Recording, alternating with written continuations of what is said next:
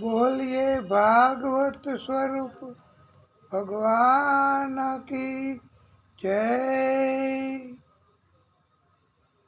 ओम श्री परमात्मने नमः।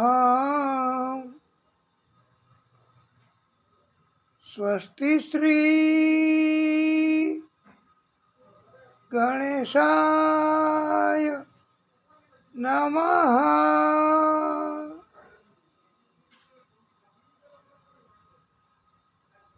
પ્રિય ભક્તો, આપ સર્વેના હૃદય કમળમાં બિરાજતા વિષ્ણુ પરમાત્મા શ્રી હરિ આદિ શક્તિ એમને કોટાનું કોટી દંડવત પ્રણામ।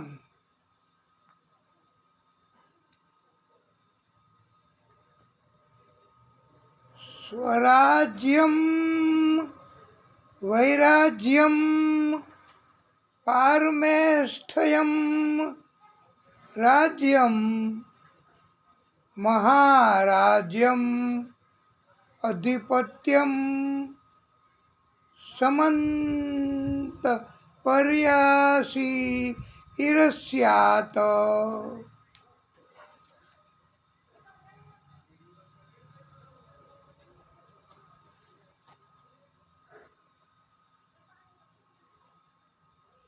કૃષ્ણાય વાસુદેવાય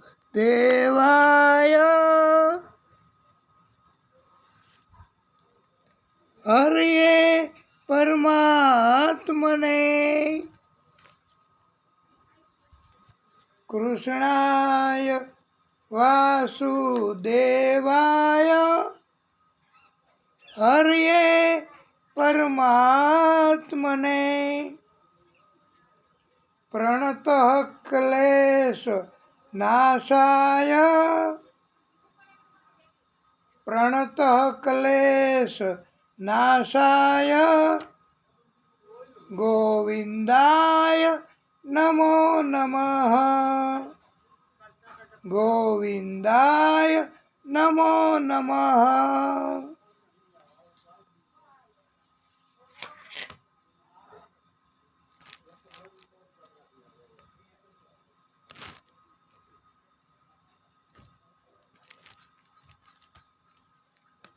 ઓમ શ્રી પુરાણ પુરુષોત્તમાય નમઃ।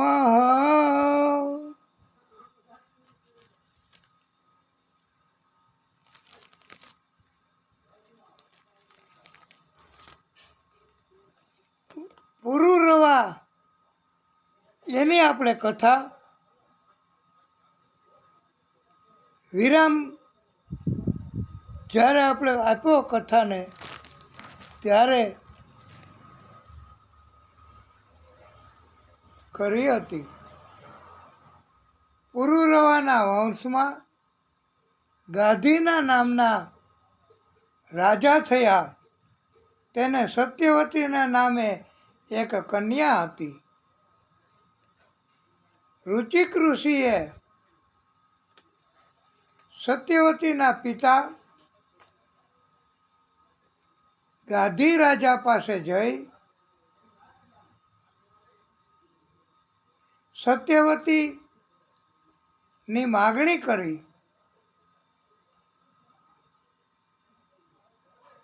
હવે પેલા આવી કથા આપણે કીધી, તમને ખબર હોય તો। આ ચ્યવન ઋષિ આપણે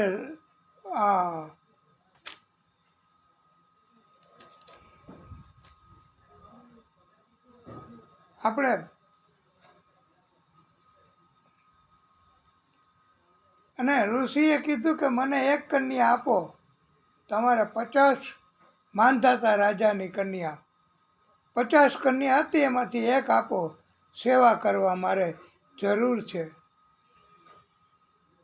પણ એમાં સ્વયંવરની રચના કરી હતી અને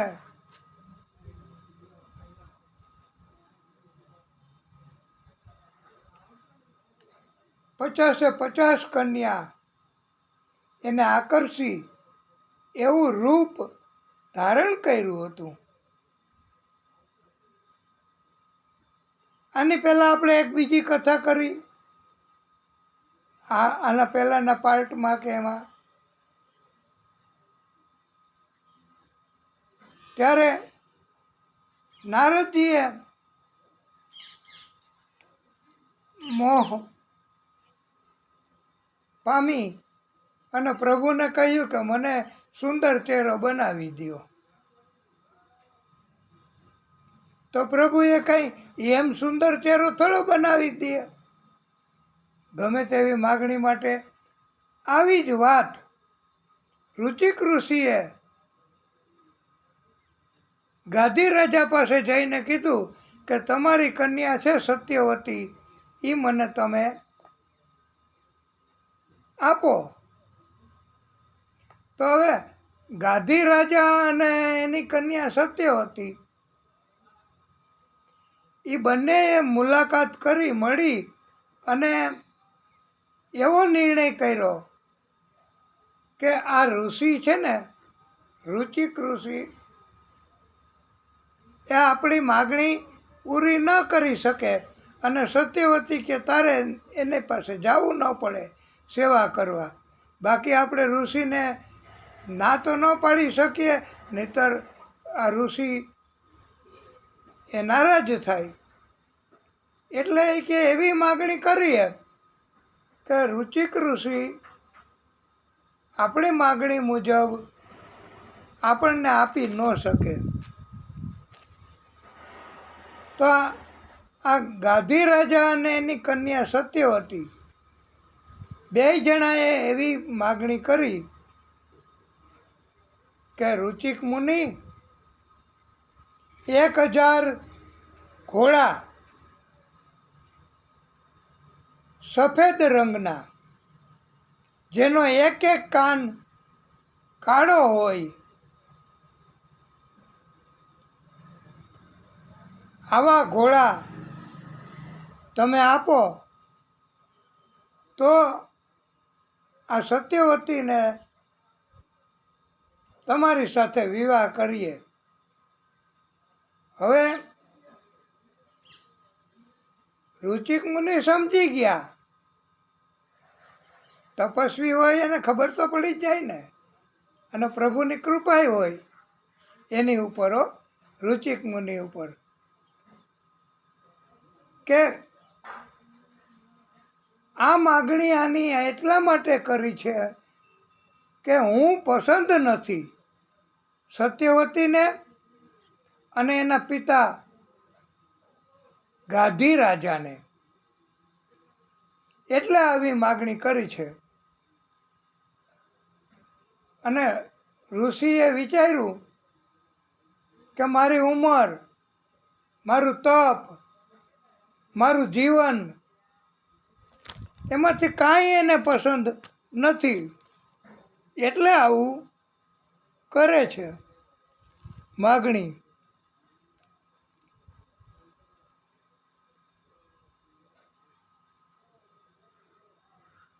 હવે તો રુચિક મુનિ એ પરમાત્માની ઈચ્છા હશે તો મને કન્યા મળશે એમ પરમાત્મા ઉપર નિર્ણય સોંપી અને રુચિક મુનિ તો હવે પ્રવૃત્તિમાં પડી ગયા. પછી એકવાર વરુણદેવ એમનો સંપર્ક થયો અને વરુણદેવે રુચિક મુનિ ઉપર કોઈને કોઈ કારણથી, પરમાત્માની પ્રેરણાથી એવા ઘોડા 1000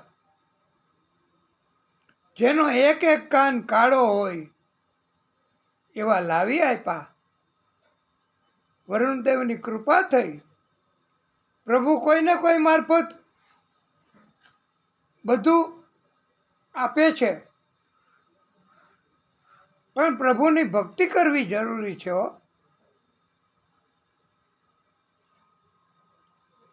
નહીતર ચતુરાઈ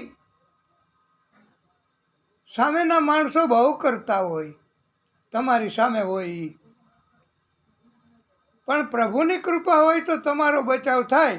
અને પ્રભુની કૃપા હોય ને તમારી ભક્તિ હોય તો તમને બીજા કોઈ મદદ કરવા આવે ને આવે. એટલે ગમે તે ભક્ત હોય, ગમે તે હોય, પરમાત્મા હોય, ગમે તેવા બળવાન, ગમે તેવા ધનવાન, ગમે તેવા મોટા રાજા, પણ આપણું મનુષ્યનું ધાર્યું નથી થતું વાલા ભક્તો. અને એને કહેવામાં આવ્યું છે, કેવલમ ઈશ્વર ઈચ્છા બલિયસી.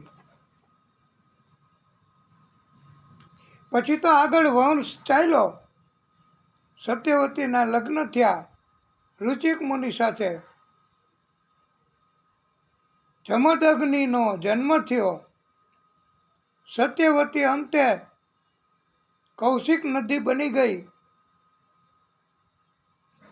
એનો જે પુત્ર હતો જમદગ્નિ, એના લગ્ન રેણુની દીકરી રેણુકાની સાથે થયા છે ભક્તો.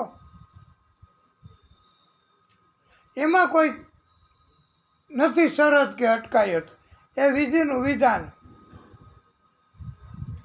જમદગ્નિ અને રેણુકાને ઘણા પુત્ર થયા એમ કે પંડિતોએ કહ્યું છે. એમાં સૌથી નાના એટલે છેલ્લે પરશુરામ જૈનમાં છે. પરશુરામજીએ આદિશક્તિનું પ્રાગટ્ય જ છે. અને નારાયણ હરિ પરશુરામ સ્વરૂપે, પરશુરામના સ્વરૂપમાં પરમ કૃપાળુએ આદિશક્તિએ જન્મ ધારણ કર્યો છે.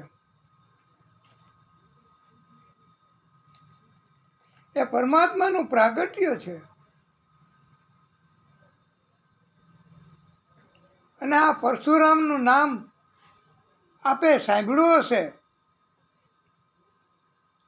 એના વિશે એમ કહેવાય છે કે 21 વાર આખી પૃથ્વીને ક્ષત્રિય વગરની કરી હતી.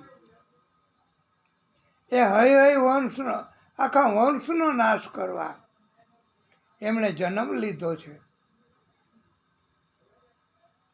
એક કથા અર્જુન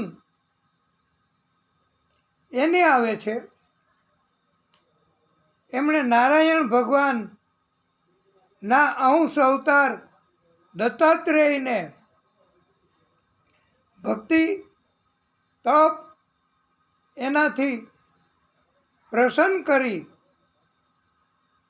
અને કેવું માંગ્યું, 1000 હાથ આપો પ્રભુ, એવું માંગ્યું. એનું નામ અર્જુનમાંથી સહસ્ત્રાર્જુન તરીકે ઓળખાવા લાગ્યો. આ તો પરમાત્માની કથા છે, ભાગવત કથા. એના માટે કાંઈ ન થઈ શકે એવું છે જ નહીં, બધું જ થઈ શકે. 1000 હાથ આપી શકે અને 1000 હાથ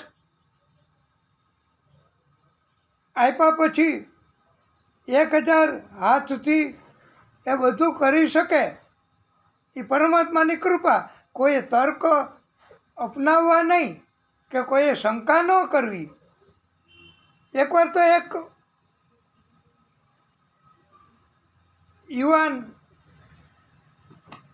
એમણે પ્રશ્ન કર્યો કે અદા આ કથામાં આવું આવે છે, બીજી એક કથામાં એવું આવે છે કે એને 10 માથા હતા,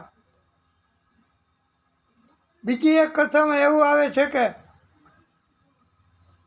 એને તો 10 માથા ને 1000 હાથ ને આ બધું પછી હું તો કેમ હશે? 10 માથા હોય તો 5 આ બાજુ 5 ઓલી બાજુ. પણ જે લોકોને કથામાં અસંભવિતતા દેખાય એમને શ્રદ્ધા ઓછી છે એ માની લેવું. જેને શ્રદ્ધા છે ને એ ક્યારેય શંકા કરે જ નહીં કે હવે કોઈ દી 1000 હાથ ન હોય. 1000 હાથ હોય તો 500 આ બાજુ 500 ઓલી બાજુ જમણી બાજુ કેવી રીતે હશે? તો આવા જે ભક્તો છે, મનુષ્યો છે, એમણે એમ માની લેવું. એમને સમજાવવા માટેનો એવો ખુલાસો કર્યો છે કે 1000 હાથ જેટલું બળ એનામાં હતું. હવે તો બસ રાજી. અને 10 માથાથી જેટલું કામ થાય એટલું કામ એ કરી શકતો. હવે તો રાજી. હાજી હાજી. તો તમારે લોકોએ એમ માનવું. બાકી કથા છે એમાં ક્યારેય શંકા ન કરવી. સંશયતી આત્મા વિનશ્યતી. પછી તો આ અર્જુનની સહસ્ત્રાર્જુનની પણ વાત આવે છે. એકવાર નર્મદા નદીમાં ઘણી બધી સ્ત્રીઓ સાથે ગળામાં વૈજયંતી માળા પહેરીને જલ વિહાર આ કરતો હતો. એણે નર્મદાનો જલ પ્રવાહ આખો રોકી લીધો. એવડી મોટી કાયા અને એવડું મોટું બળ કે એ નર્મદા જલમાં નદીમાં આમ પડ્યો હશે, આડો કે ઊભો કે એવી રીતે સૂતો હશે અને રમત કરતા હશે. એમાં આખો પ્રવાહ રોકાઈ ગયો. એટલે પાણી માંડ્યું ભેગું થવા અને પાણી ભેગું થાય પછી ક્યાં જાય? ઉપર આગળ ને બદલે પાછળ માંડ્યું જવા. અને પાછળ જવામાં પાછળ વહેવા માંડ્યું. પાછળ મેદાન હતું ત્યાં પણ પહોંચી ગયું પાણી. અને ત્યાં મેદાનમાં પાછળના ભાગે 10 મુખવાળા રાવણની છાવણી હતી.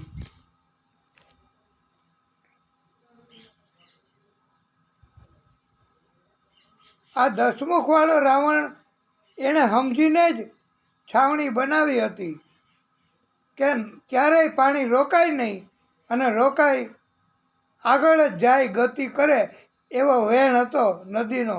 અને ત્યાં એમણે છાવણી બનાવી હતી કે ક્યારેય પોતાની છાવણીમાં આવે જ નહીં. પણ આ તો ભાઈ સહસ્ત્રાર્જુન. પછી તો એણે જોયું 10 મુખવાળા રાવણ અને આ અર્જુન બેય બહુ બળવાન અને મોટું યુદ્ધ થયું. અને પછી તો 10 મુખવાળા રાવણની શક્તિ બહુ કામ લાગી નહીં. એને કેદ કરી લીધો. મહિષ્મતી નગરી એમાં લઈ આવ્યો. હા, સહસ્ત્રાર્જુન. એની રાજધાની હતી મહિષ્મતી નગરી. પુલસ્ય મુનિના કહેવાથી પછી આ સહસ્ત્રાર્જુને રાવણને છોડી મૂક્યો. એ પુલસ્ય મુનિ એનો ભક્ત હોવાથી પુલસ્ય મુનિએ કહ્યું કે એમને છોડી મૂકો. એકવાર અર્જુન, આ સહસ્ત્રાર્જુન જમદગ્નિ ઋષિના આશ્રમમાં આવ્યો. જમદગ્નિ ઋષિના આશ્રમમાં કામધેનુ ગાય હતી. આ ગાયને આ સહસ્ત્રાર્જુને લૂંટી લીધી, લઈ લીધી. આશ્રમમાં તોડફોડ કરી. જમદગ્નિ ઋષિ એ પરશુરામજીના પિતા, એનો આશ્રમ હતો અને એનું ગાયને લઈ અને પરાણે બળજબરીથી આ સહસ્ત્રાર્જુન લઈ ગયો. એમનું વાછરડું પણ એની પાછળ પાછળ દોડતું અને ભાંભરતું એમ કહેવાય કે એ પણ આ સહસ્ત્રાર્જુન લઈ ગયો. હવે જમદગ્નિ ઋષિ કાંઈ કરી શક્યા નહીં. વૃદ્ધ ઉંમરના શું કરી શકે? બળ તો એટલું હોય નહીં. સહસ્ત્રાર્જુન આ કામધેનુ ગાય અને એનું વાછરડું એને પણ મહિષ્મતી નગરીમાં, એની રાજધાની હતી, એમાં લઈ આવ્યો. હવે પરશુરામજી આવ્યા આશ્રમમાં. પરશુરામજીને બધી વાત કરી. પરશુરામજી તો તુરત જ ઝડપથી એ તો પહોંચ્યા પાછળ અને હજુ તો મહિષ્મતી નગરીમાં આ સહસ્ત્રાર્જુન પહોંચ્યો ત્યાં દૂરથી જ આ ગાય, કામધેનુ અને વાછરડું એને પરશુરામજીએ લઈ અને સહસ્ત્રાર્જુનને સાથે યુદ્ધ કર્યું. એવું મહાન યુદ્ધ, એવડું મોટું યુદ્ધ કર્યું. પરશુરામજી તો બહુ ગુસ્સે થયા. આ ગાયને લઈ જાવી, વાછરડાને લઈ જાવી અને કષ્ટ આપવું, એ કંઈ માફ કરી શકાય આવું કૃત્ય કહેવાય જ નહીં. એટલે પરશુરામજીએ તો આ સહસ્ત્રાર્જુનને પકડી અને એનું આ ગરદનથી માથું જુદું કરી નાખ્યું. એવી કતલ પરશુરામજીએ. અને દૂરથી આ સહસ્ત્રાર્જુનના દીકરાઓ 10,000 હતા. આ સહસ્ત્રાર્જુન એને 10,000 દીકરાઓ. એ આગે 10,000 દીકરા એટલે કોઈને પહોંચવા દઈએ? આપણે 3-4 કે 60,000 તોય કોઈ પહોંચી ન શકે. તો 10,000 દીકરાઓ હતા સહસ્ત્રાર્જુનના. એમણે દૂરથી જોયું કે પોતાના પિતા સહસ્ત્રાર્જુન એમનું માથું આ ગળાથી જુદું કરી નાખ્યું. હવે આવી કતલ જોઈને એ તો ભયભીત થઈ ગયા. એને ડર લાગ્યો કે આ સહસ્ત્રાર્જુન આપણા પિતાને આવી રીતે કતલ કરી અને મારી નાખ્યા, તો આ કેટલા બળવાન છે. તો આપણે તો ભાગો. અને 10,000 દીકરાઓ એ દૂરથી જ ભાગી ગયા આ જોઈને જ. આવી કતલ જોઈને જ.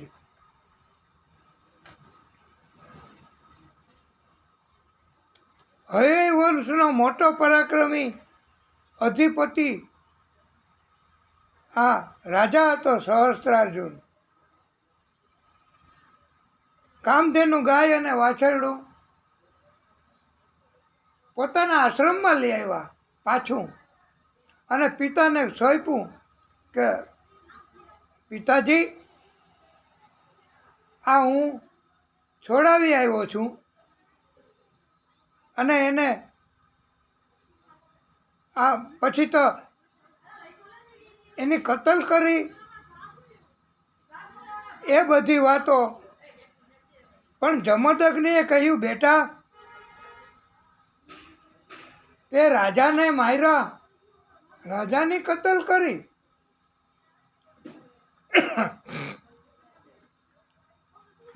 રાજાનો વધ ન કરાય, એવું આપણને કથામાં કહેવામાં આવ્યું છે.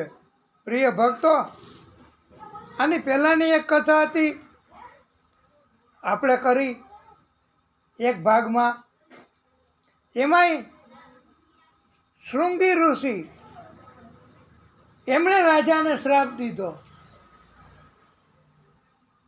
એવી કથા આવતી હતી. ત્યારે શ્રમિક ઋષિએ કીધું, બેટા, રાજાને શ્રાપ ન દેવાય. અહીંયા પણ જમદગ્નિ ઋષિએ કહ્યું પરશુરામજીને કે બેટા, રાજાને મરાય નહીં, તમારે પ્રાયશ્ચિત કર્મ કરવું પડશે. ન કરવાનું કર્મ થઈ જાય ને વાલા ભક્તો, તો એનું પ્રાયશ્ચિત થઈ શકે. અને પરમ કૃપાળુ પરમાત્મા એ માફ કરે છે. પણ એક શરત છે પ્રાયશ્ચિત કર્મની, કે પ્રાયશ્ચિત કર્મ કર્યા પછી ક્યારેય ફરી વખત એવો અપરાધ કે એવું પાપ કરવાનું નથી. એ શરતે માફ કરે છે પરમાત્મા.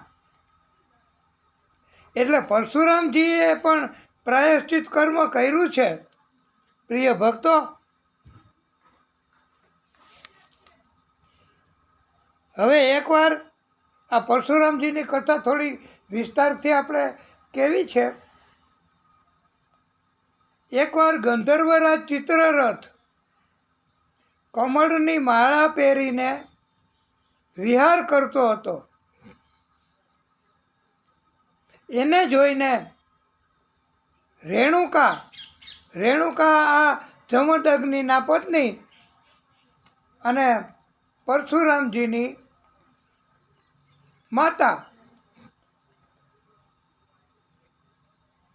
એ રેણુકા ત્યાં ઊભા રહી ગયા. આ ગંધર્વરાજ ચિત્રરથ એને જોયા કર્યું, અને માનસિક વ્યભિચાર થયો. રેણુકા થયો માનસિક રીતે. પણ પ્રિય ભક્તો, આપણે કોઈ સ્ત્રી, કોઈ પુરુષ કે કોઈની સામે આપણે જોઈ અને માનસિક રીતે પણ જો ન કરવાના વિચારો કરીએ તો એને માનસિક વ્યભિચાર કહેવાય છે. આ રેણુકાજી એને માનસિક વ્યભિચાર થયો. આશ્રમમાં આવવામાં મોડું થયું.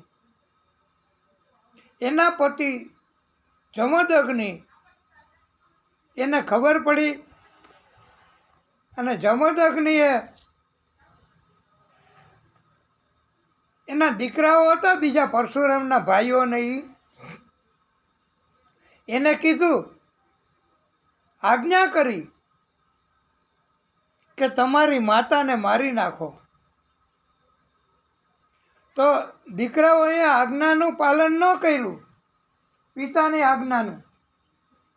એ કે પિતાજી, તમે કહો એટલે અમારે પાલન કરવું, અમે અમારી માને મારી નાખીએ આવી આજ્ઞા? તો અમારે નથી મારી નાખવી. અને આજ્ઞાનું પાલન ન કર્યું. પણ પછી પરશુરામ આવ્યા. પરશુરામને પિતા જમદગ્નિએ આજ્ઞા કરી કે બેટા, આ તમારા ત્રણેય ભાઈઓ અને તમારી મા એને મારી નાખો. તો પરશુરામે તો પિતાની આજ્ઞાનું પાલન કર્યું.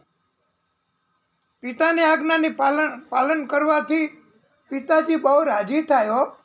પછી ગમે તે આજ્ઞા હોય ને, એવું ન વિચારવું કે આ આજ્ઞા બરાબર છે, આ આજ્ઞા બરાબર નથી એટલે એનું પાલન ન કરવું. પિતા એટલે પિતા. આપણે પરમ પિતા નથી બ્રહ્માજી, એવી રીતે આ પિતા એ બ્રહ્માનું સ્વરૂપ કહેવાય. પછી પિતા જે આજ્ઞા કરે એ આજ્ઞાનું પાલન કરવું એ પુત્રનો એક ધર્મ કહેવામાં આવ્યો છે, પુત્રની એક ફરજ કહેવામાં આવી છે. જે આજ્ઞા હોય એનું પાલન કરવાનું. પરશુરામજીએ તો આજ્ઞાનું પાલન કર્યું. એની મા અને ત્રણેય ભાઈઓને મારી નાખ્યા, કતલ કરી નાખ્યો. આને કહેવાય આજ્ઞાનું પાલન. આવી જોરદાર આજ્ઞા છતાં એનું પાલન કર્યું. આ પરશુરામજીનો એટલે ઇતિહાસ, પરશુરામજીની એટલે કથા આપણે કહીએ છીએ વિગતવાર. અને પરશુરામજી એટલે પરમાત્મા સ્વરૂપે પ્રાગટ્ય કર્યું કહેવાય. પરમાત્માનું પ્રાગટ્ય છે પરશુરામ. અને પછી તો પિતાજી એની ઉપર પ્રસન્ન થયા. પિતાએ કહ્યું, બેટા, હું તમારી ઉપર ખુશ થયો છું. તમે મારી આજ્ઞાનું પાલન કરી મને આનંદ આપ્યો, મને સુખ આપ્યું. ભલે આજ્ઞા બરાબર હોય કે ન હોય, પણ આજ્ઞાનું પાલન થાય એટલે સુખ થાય જ, આનંદ થાય જ. હું તમને વરદાન આપવા માગું છું. તમારે જે માગવું હોય તે માગી લો. એટલે પરશુરામજીએ કહ્યું, પિતાજી, આપ મારા ભાઈઓ અને મારી મા એને જીવતા કરો. અને એક બીજી વાત કે એ કોઈને યાદ ન રહેવું જોઈએ કે એની કતલ મેં કરી છે. નહીતર કાયમી રીતે જીવે ત્યાં સુધી અમારે રાગદ્વેષ શત્રુતા રહ્યા કરે મા અને ભાઈઓ વચારે. તો પિતાજીએ એને જીવિતય કર્યા અને એને યાદ જ ન રહે કે કેવી રીતે એનું મૃત્યુ થયું હતું અને કેવી રીતે જીવિત થયા. આ જમદગ્નિ બહુ તપસ્વી અને જમદગ્નિ ઋષિ એ બધું જ કરી શકે, જીવતાય કરી શક્યા. હવે સહસ્ત્રાર્જુનના એની આપણે કથા હજી વિસ્તારથી કેવી છે કે સહસ્ત્રાર્જુનની કથા આમાં આપણે કહ્યું કે પરશુરામજીએ એનું ગરદનથી માથું જુદું કરી નાખ્યું સહસ્ત્રાર્જુનનું. એના 10,000 દીકરાઓ દૂરથી જોઈને ભાગી ગયા. હવે એ શત્રુતા એને સંતોષ થાય એટલે આ 10,000 દીકરાઓએ બદલો લેવા માટે, પોતાના પિતાની કતલનો બદલો લેવા માટે પરશુરામજી એના આશ્રમમાં પરશુરામજી નહોતા ત્યારે આ આશ્રમમાં ઘૂસી ગયા બળજબરીથી. 10,000 માણસો પરાક્રમી એ જ્યારે આવી જાય તો પછી આશ્રમને તોડી ફોડી નાખ્યો, વસ્તુઓને તોડી ફોડી નાખી. પછી રેણુકાજી જમદગ્નિના પત્ની, એમણે પણ વિનંતી કરી, જમદગ્નિએ પણ વિનંતી કરી કે ભાઈ હવે આટલો બધો અત્યાચાર જુલમ કરોમાં, તોય ન માન્યા. અને બધું જ જ્યારે તોડી ફોડી નાખ્યું,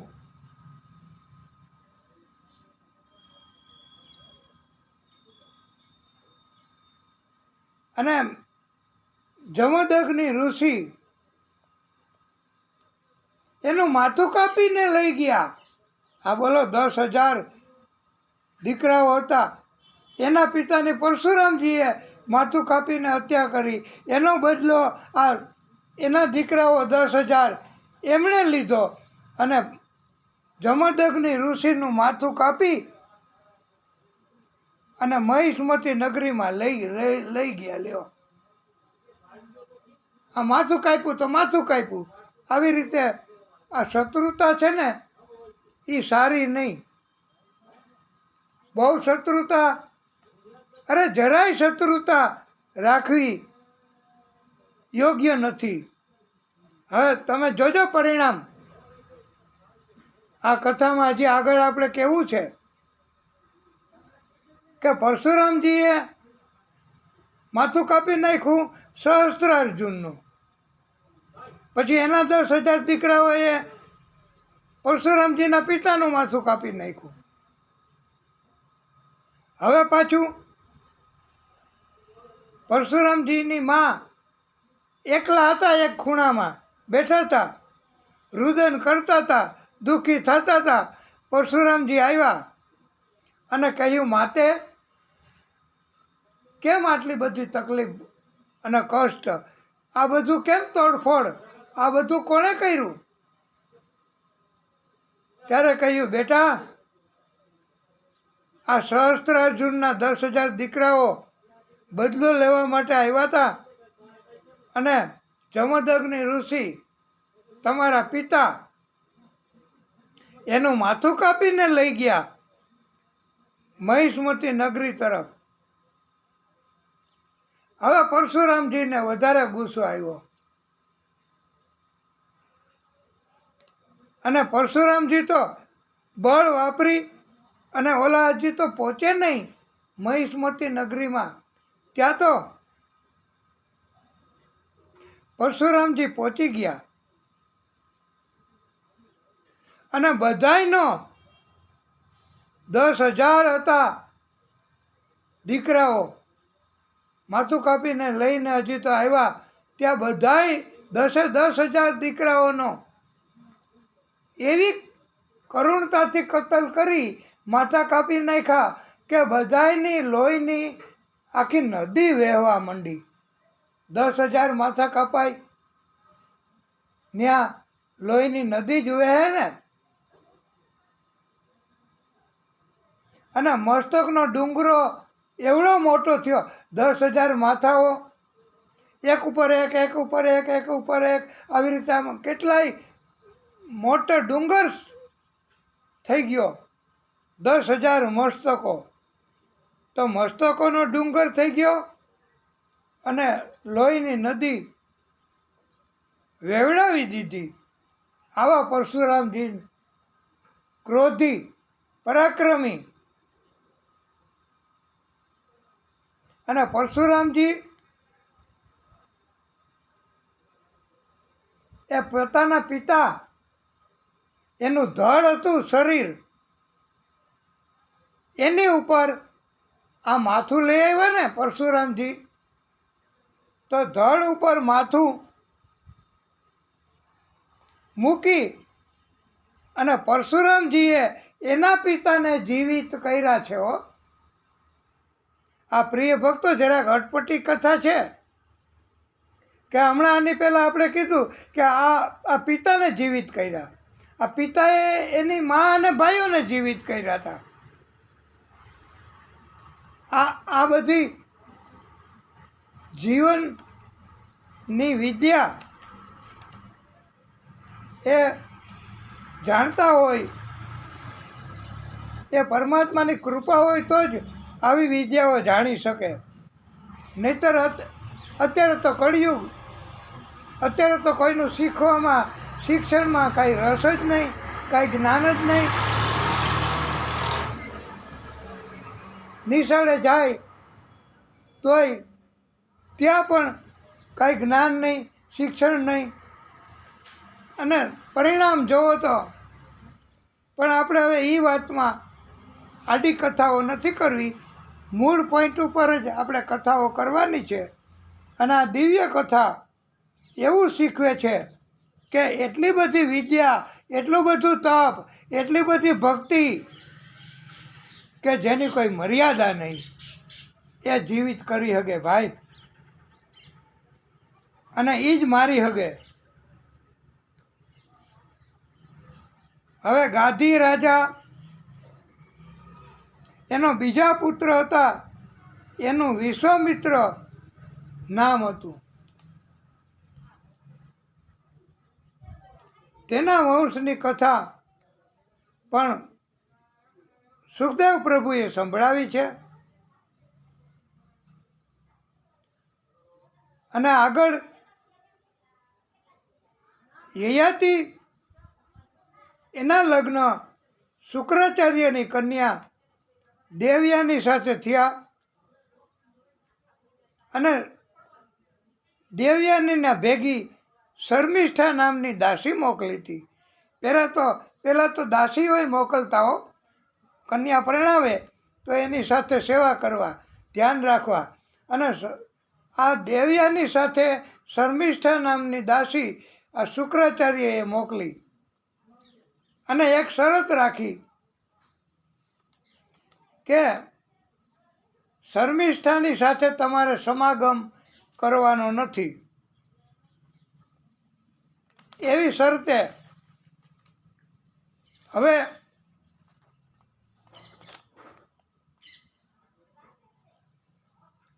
દેવયાનીને 2 પુત્ર થયા, યદુ અને તર્વસુ.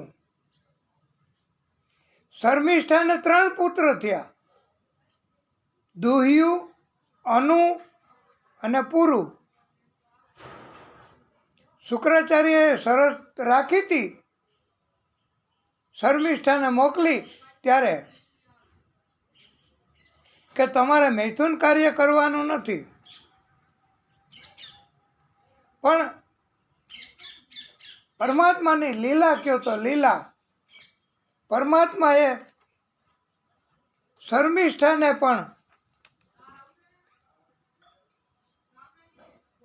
એની વિધિનું વિધાન કયો તો વિધિનું વિધાન શર્મિષ્ઠાએ પ્રસ્તાવ કર્યો હતો સામેથી મૈથુન કાર્ય કરવાનો.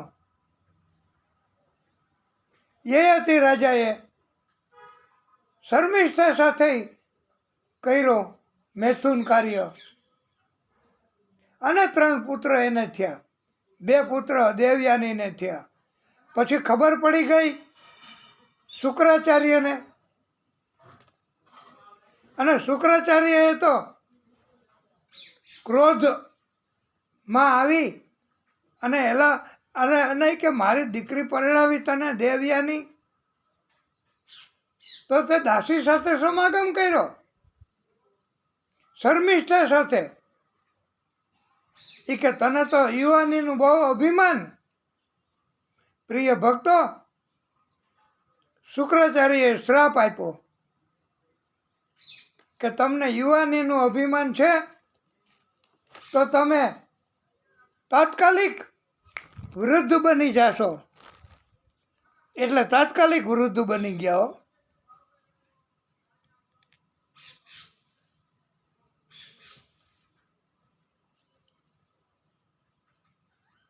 પછી ખબર પડી કે શ્રાપ ઉતાવળ અને ક્રોધથી અપાઈ ગયો. ખરેખર યયાતિનો વાંક નથી. શર્મિષ્ઠાએ સામેથી પ્રસ્તાવ કર્યો હતો, એટલે શ્રાપને શુક્રાચાર્યએ થોડો હળવો કર્યો કે તમને કોઈ યુવાની આપશે, યયાતિ રાજા, તમને કોઈ યુવાની આપશે અને તમારું ગઢ પણ લઈ લેશે તો તમે યુવાન બની શકશો અને એ વૃદ્ધ થઈ જશે. પછી તો યયાતિ રાજાએ બીજા દીકરાઓને, સૌથી મોટો હતો એને કીધું કે તારી યુવાની મને આપ, હજી મારે યુવાન રહેવું છે. તો એણે કીધું ના પિતાજી. સૌથી મોટો પુત્ર હતો એણે પણ ના પાડી.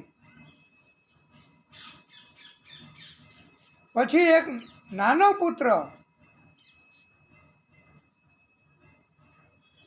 એને પાસે માગણી કરી.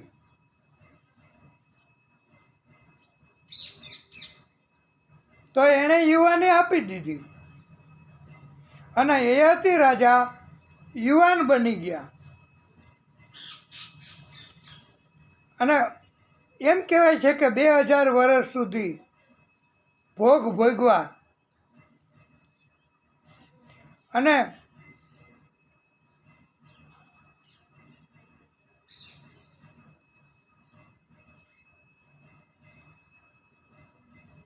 યયાતિ રાજાને યુવાની મોટા પુત્રએ ન આપી, એટલે એને વારસાગત રાજા ન બનાવ્યો અને શ્રાપ આપ્યો કે તારા વંશમાં કોઈ રાજા નહીં બની શકે. આ કૃષ્ણ હતા ને, એ યદુના વંશમાં જન્મા છે. એટલે કૃષ્ણ ક્યારેય અગાઉના શ્રાપના હિસાબે ક્યારેય કૃષ્ણ ક્યાંયના રાજા નથી બન્યા હો.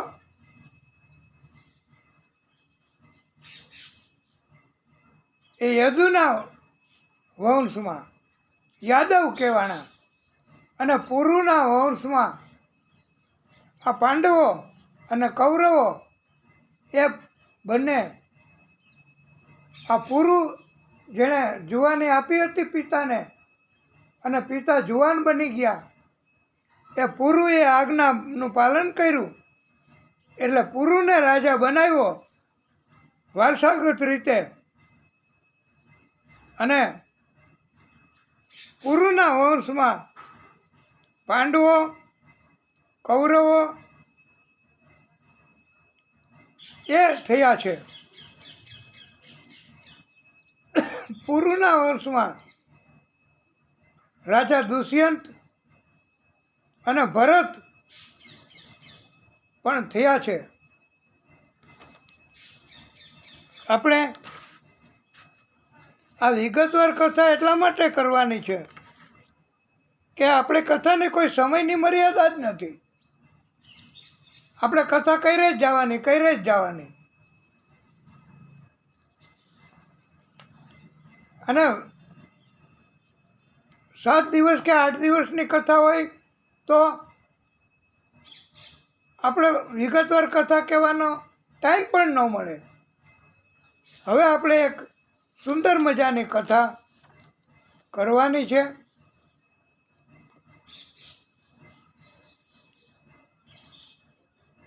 પુરુના વંશમાં રંતિભાર એના 3 પુત્રો સુમતિ, ધ્રુવ, અપ્રતિરથ. મોટો સુમતિનો પુત્ર રૈભ્ય અને રૈભ્યનો પુત્ર દુષ્યંત થયો. આ દુષ્યંતનું નામ તમે ઘણી વખત સાંભળ્યું હશે. વનમાં જ્યારે દુષ્યંત ગયા હતા અતિ સુંદર કન્યા જે વિશ્વામિત્રની અને મેનકા અપસરાની દીકરી હતી એ શકુંતલા મહર્ષિ કણ્વ ઋષિએ એનું પાલન પોષણ કર્યું છે. અપસરા મેનકા એને વનમાં છોડી દીધી.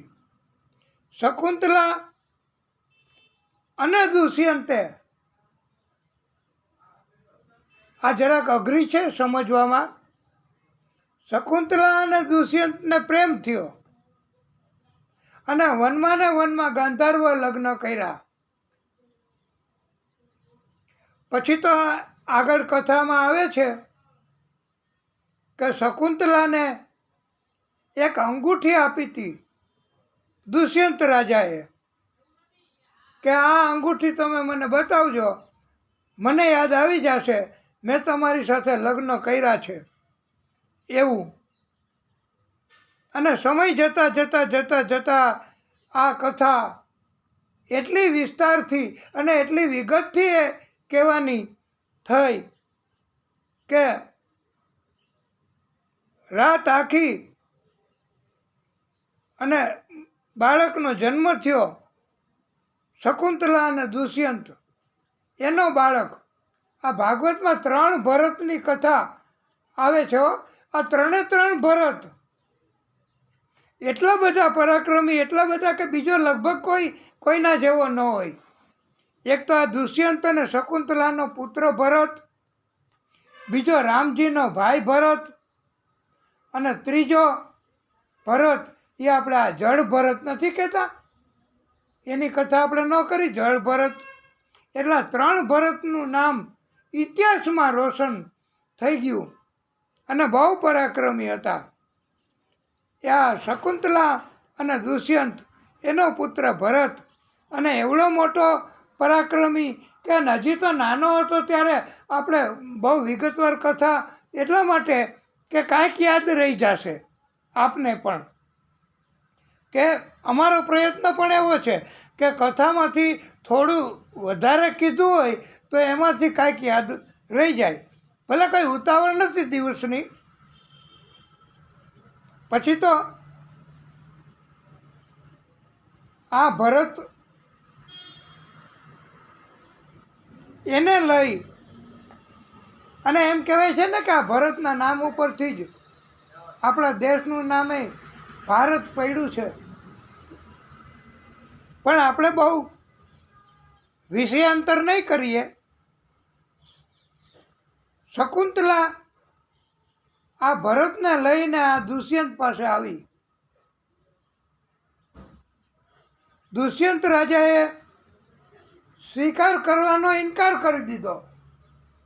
આ જુઓ કે દુષ્યંતે કીધું કે મારી પાસે તો હું તો મોટો ચક્રવર્તી રાજા છું, મોટો સમ્રાટ છું. અહીંયા આવીને તો બધા એમ જ, બધી સ્ત્રીઓ એમ જ કહે છે કે હું તમારી પત્ની અને આ બાળક તમારો પુત્ર, અમારો સ્વીકાર કરો.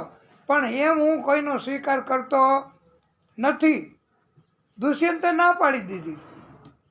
એ કે અહીંયા આવીને તો બધા એમ જ કહેતા હોય, પણ મેં તમને કોઈ નિશાની, ઓળખ, ચિહ્ન તરીકે આપી હોય તો દુષ્યંતે આપી હતી નિશાની, અંગૂઠી શકુંતલાને.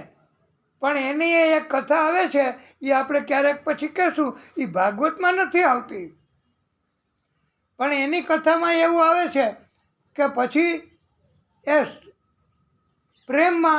પ્રેમના વિચારમાં આ શકુંતલાથી એ કાંઈક એવો અપરાધ થઈ ગયો ઋષિનો કે એનો, અને એને શ્રાપ દીધો કે તારી નિશાની ભૂલાઈ જશે.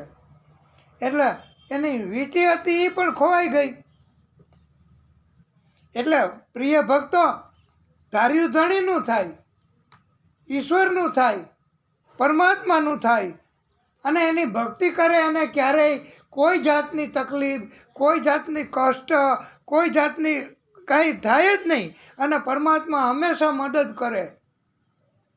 તો શકુંતલા એણે કીધું કે આપે મને સોનાની અંગૂઠી આપી હતી પણ એ મારાથી ખોવાઈ ગઈ છે. તો ત્યારે ડબલ શંકા ગઈ. દુષ્યંતે કીધું કે એ તમારું બાનું છે, તમારું જૂઠાણું છે. પણ ત્યાં તો આ તો ભાગવતની કથા ભાઈ, આ તો ભાગવત, એમાં ક્યારેય ખોટું હાલે જ નહીં, જૂઠું હાલે જ નહીં. ભાગવતમાં તો હંમેશા સત્યની કથા એટલે પરમાત્માની કથા, અને સત્યનું આચરણ એટલે પરમાત્માનું આચરણ. આ તો ભાગવત. એમાં શકુંતલાની વાત સાચી હતી કે દુષ્યંત સાથે એના લગ્ન થયા હતા, એને આ પુત્ર થયો છે અને રાજા સ્વીકારવાની ના પાડે છે. તો શકુંતલાની વાત સાચી હતી. જ્યાં સત્ય હોય ત્યાં ભાગવત ભગવાન, જ્યાં સત્ય હોય ત્યાં આદિશક્તિ, જ્યાં સત્ય હોય ત્યાં પરમાત્માની કૃપા થાય જ, સત્યની તરફેણમાં જ થાય છે. એટલે એ નિયમ અને એ સિદ્ધાંત ઉપરથી આ તો ભાગવતની કથામાં આકાશવાણી થઈ. બોલો, આકાશવાણી એટલે આકાશમાંથી અવાજ સંભળાય, એને કહેવાય આકાશવાણી. અને આકાશવાણીમાં એમ કીધું કે હે દુષ્યંત, આ તારી પત્ની છે શકુંતલા અને આ તારો પુત્ર છે ભરત, તું બેયને સ્વીકારી લે. અને પછી દુષ્યંત રાજા એમણે સ્વીકારી લીધા છે હો બેયને. અને આખું રાજ્ય, મોટામાં મોટું રાજ્ય હતું એ ભરતને સોંપી. અને આ દુષ્યંત એ અંતે બધું છોડી દીધું અને તપ કરવા વયા ગયા. હવે આ ભરત, એની કથા કે ભરત પણ મોટો પરાક્રમી સમ્રાટ, દરરોજ એક બ્રાહ્મણને 13,084 ગાયોનું દાન આપતો. આ ભરત હો, એટલી બધી સંપત્તિ દુષ્યંત આપીને ગયા છે. અને 13,084 ગાયોનું દાન આ કૃષ્ણ પણ આપતા. અને બીજો એક ભક્તની કથા આવશે, એ પણ ગાયોનું દાન આપતા. એમ ગાયોનું દાન, અને પહેલાં તો ગાયો બહુ રાખતા, અને ગાયો હોય એ જ ધનવાન ગણાય. અને આ નંદ બાવાની કથા આપણે કહીશું, એ આજના આજે આપણે નંદ બાવાની કથા કરવી છે અને કૃષ્ણ જન્મય કરવો છે. એટલે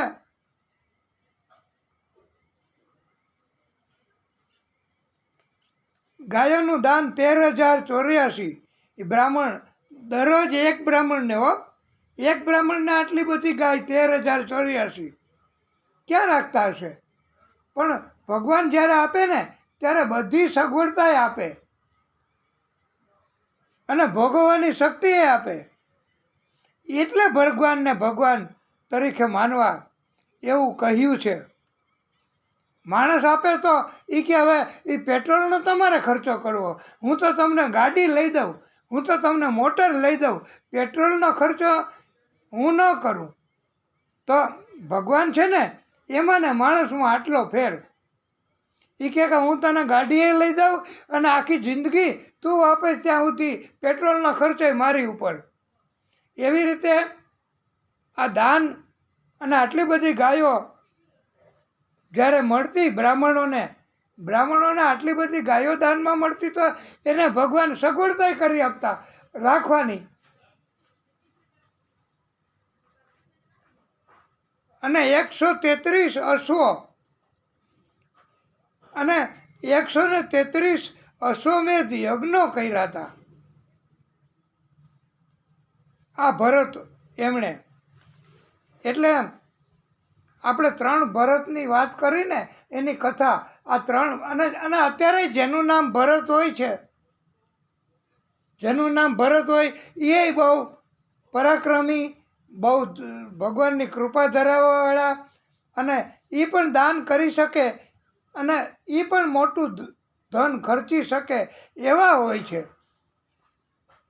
ભરતને વિદર્ભ રાજની કન્યાઓ 3 પત્ની તરીકે પરણાવી. એક હારે 3 કન્યાઓને પત્નીઓને પુત્ર થાય એટલે બીજી હતી ને જેને પુત્ર થયો હોય, આ કન્યાઓ બહુ સુંદર અને વિદર્ભ રાજાની, તો કન્યાને પુત્ર થાય તો પોતે જ મારી નાખતી. એ કે આ પુત્ર એના પિતા જેવો નહીં થાય પરાક્રમી તો અમારી આબરૂ જશે અને કોઈ એમ કહેશે કે આ મારો પુત્ર હોય જ નહીં તો એક જાતનો આક્ષેપ થઈ જશે, એટલે તરત મારી નાખતી.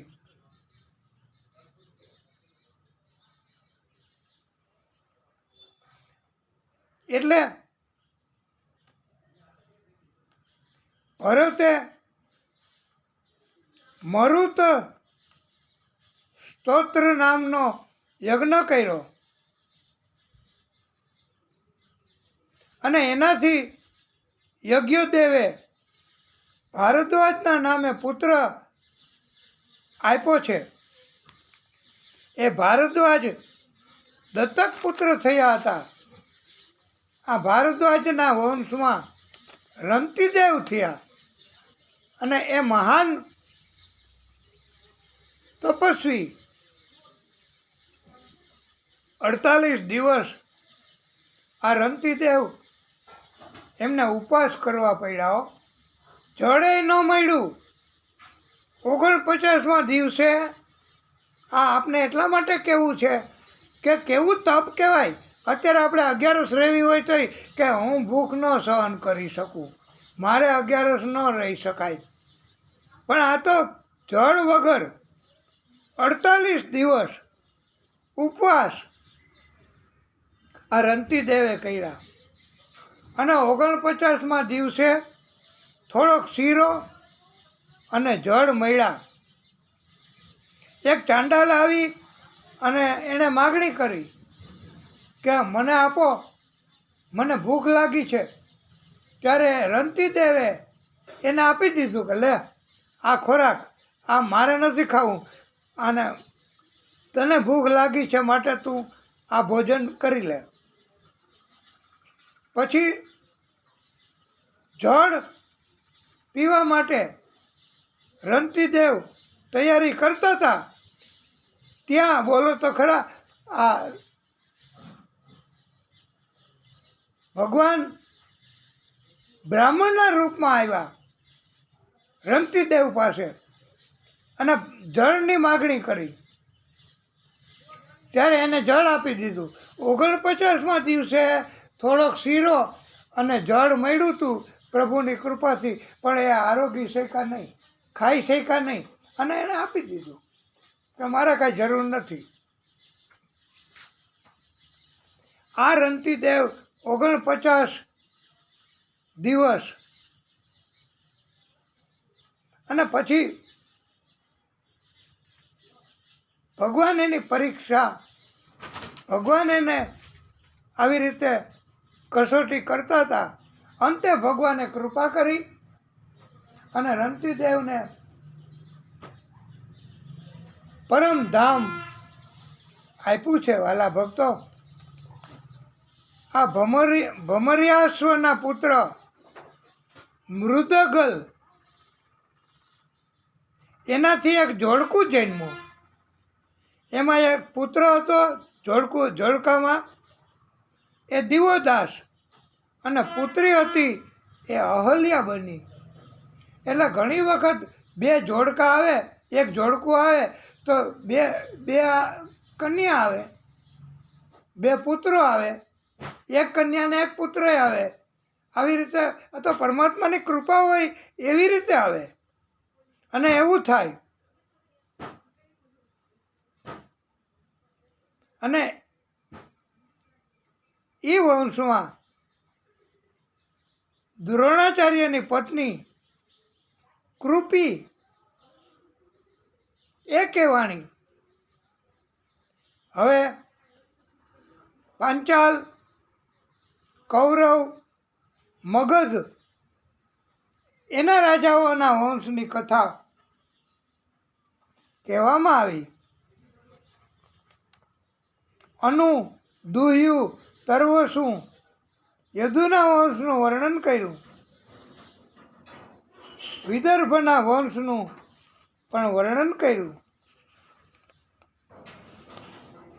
પછી યદુના વંશની કથા, યદુના વંશનું વર્ણન. ત્યારે પરીક્ષિતે કહ્યું, પ્રભુ,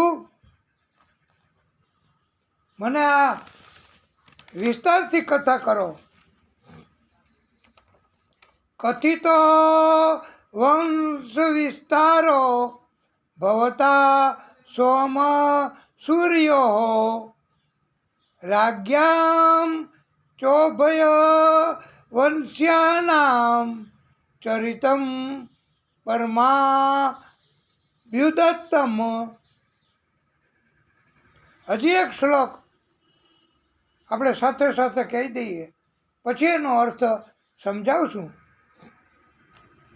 યદોચ ધર્મશીલસ્ય નિતરામ મુનિસ્તમ તંત્રાસેના વતીર્ણયસ્ય વિષ્ણો વીર્યાણી સંસન. હે ગુરુદેવ, તમે ચંદ્રવંશ અને સૂર્યવંશના રાજાઓનું અદ્ભુત ચરિત્રનું વર્ણન કર્યું. યદુવંશનું પણ વિસ્તારથી વર્ણન કરો. પરમાત્માના અંશ બલરામજી અને કૃષ્ણનું ચરિત્ર પરીક્ષિત રાજાએ કહ્યું કે મને વિસ્તારથી સંભળાવો. ત્યારે સુખદેવજી કહે છે, હે રાજન, પ્રાચીન કાળમાં મથુરા નગરીના રાજા શૂરસેન હતા. આથી આ મથુરા એ રાજધાની બની ગઈ હતી. શૂરસેનના પુત્ર વાસુદેવજીના લગ્ન દેવકી સાથે થયા. દેવકી ઉગ્રસેન રાજાનો પુત્ર કંસ એના કાકાની દીકરી બેન થતી હતી. કંસ અને દેવકીને ઘણો પ્રેમ, બંને વચ્ચે પ્રેમનો દરિયો ઉભરાતો હતો. એટલો બધો પ્રેમ હતો. દેવકીને ઘણું પિતા દેવકે આપ્યું પરણાવીને વસુદેવજી સાથે. પછી દેવકીને ઘણું આપ્યું એના પિતાએ. કંસ પોતે આ દેવકીને રથ પોતે ચલાવી દેવકી વાસુદેવજીને પાદર સુધી મૂકવા જાય છે. અને પાદરે પહોંચ્યો કંસ, દેવકી, વાસુદેવ. ત્યારે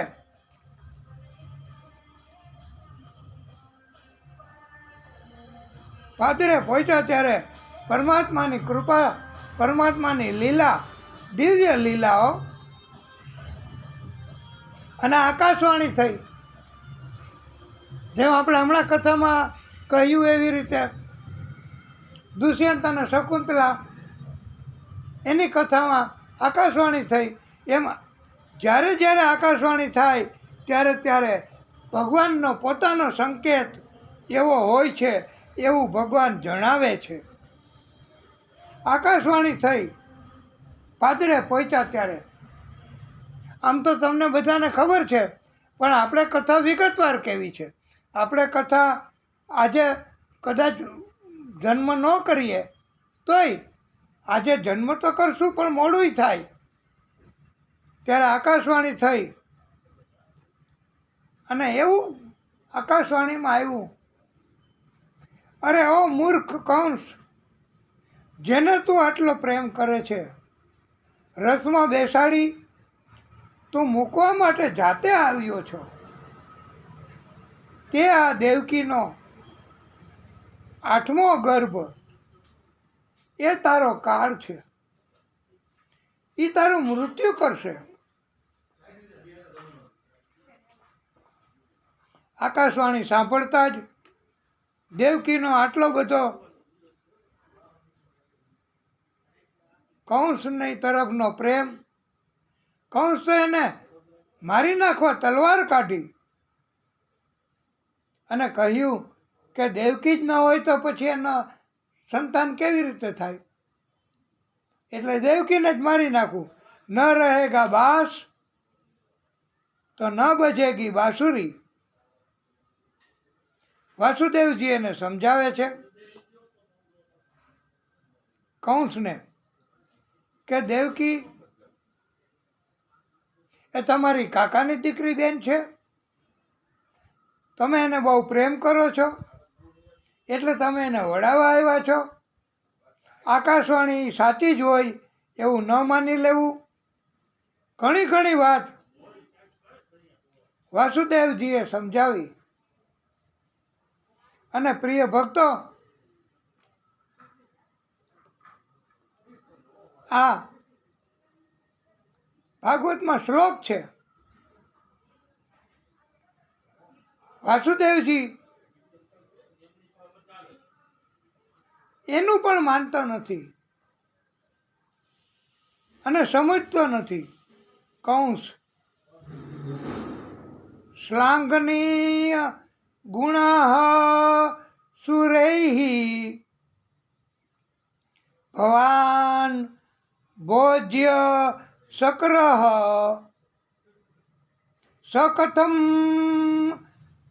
ભગિનીમ હન્યાત સ્ત્રિય મુદા પર્વણી. હે રાજકુમાર, તમે ભોજ વંશના ભાવિ યશસ્વી રાજકુમાર છો. મોટા મોટા શૂરવીરો તમારા ગુણોની પ્રશંસા કરે છે.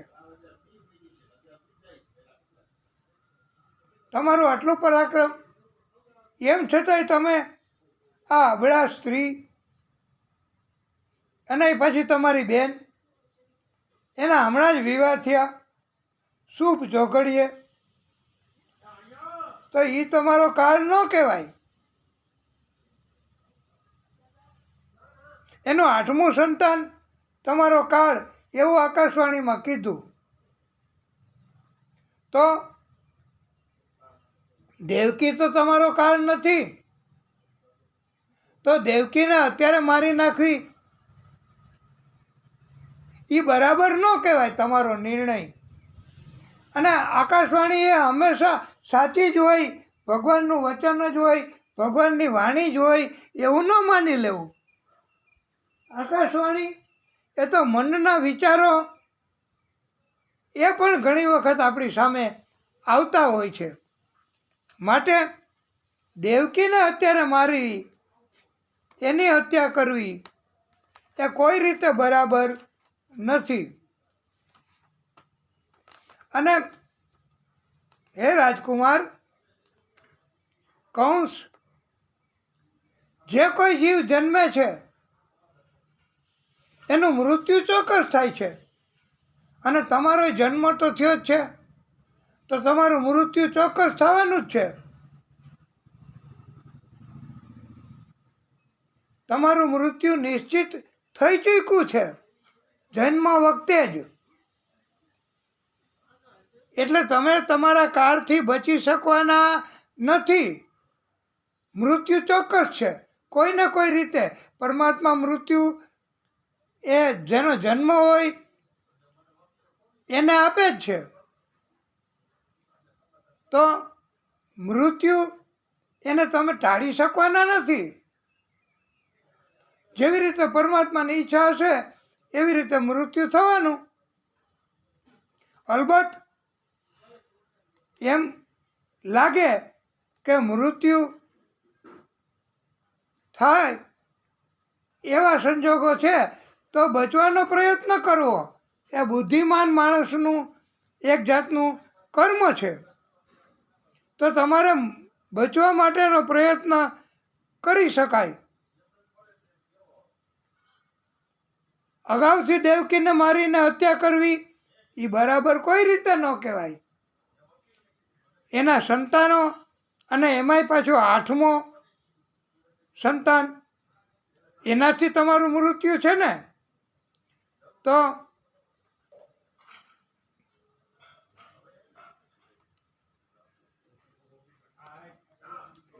તમે દેવકીને અને મને એટલે વાસુદેવને તમે કેદમાં રાખો, તમારા કેદમાં ચોકી પહેરામાં રાખો. અને વાસુદેવજીએ કહ્યું, હું તમને વચન આપું છું કે સંતાન થશે એટલે તમને સોંપી દેશું. તમારે જે કરવું હોય એ સંતાનની સાથે કરજો. ત્યારે કંસને ખબર હતી, પ્રિય ભક્તો, કે વાસુદેવજી વચનના પાકા હતા હો. વચન અને વચન આપે એમાં કોઈ દિવસ વાસુદેવજી ફરે નહીં. અને વાસુદેવજી તો બહુ પરાક્રમી અને ભગવાનની ભક્તિ કરે. અને વાસુદેવની વાત કંસને હવે કાંઈક સમજ પડી. અને કંસે દેવકીને અને વાસુદેવને બેયને હવે ગયો તો વળાવવા માટે. સાસરે જવું જોઈએ દેવકી અને વાસુદેવે, તો એના બદલે પાછા જ્યાં હતા ને આવી ગયા અને કેદમાં પૂરી દીધા. એટલો બધો પ્રેમનો દરિયો ઉભરાતો હતો, પ્રેમનો દરિયો ભર્યો હતો કંસ અને દેવકીની વચારે.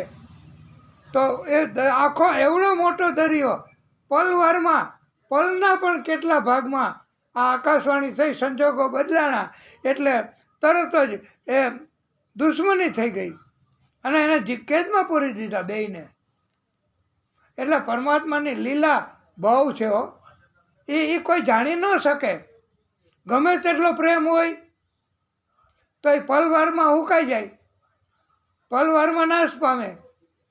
એટલે તો એમ કહેવામાં આવ્યું છે ને, હજી એકવાર આપણે, શંભુ ચરણે પડી માગુ ઘડી રે ઘડી કષ્ટ કાપો દયા કરી શિવ દર્શન આપો. અને એમાં આજ મહાદેવજી એને રાજી કરવા માટેની, અને એમાં આગળ આપણે કહીશું તો બહુ આનંદ થશે.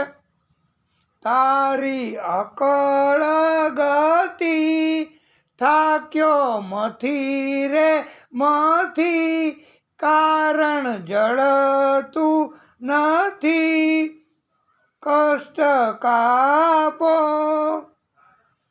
દયા કરી શિવ દર્શન આપો. પ્રિય ભક્તો,